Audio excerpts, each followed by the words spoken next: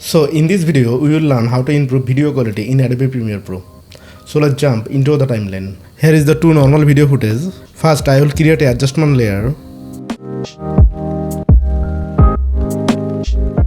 Drag the adjustment layer top of the layer and increase the adjustment layer over the video footage. Then go to Effect panel and search Sharpen Effect.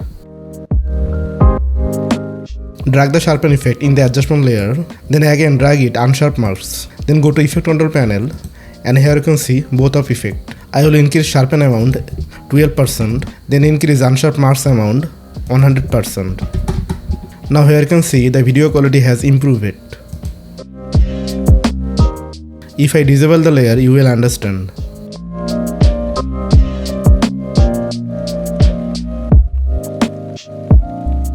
If you needed more improvement, increase the amount value.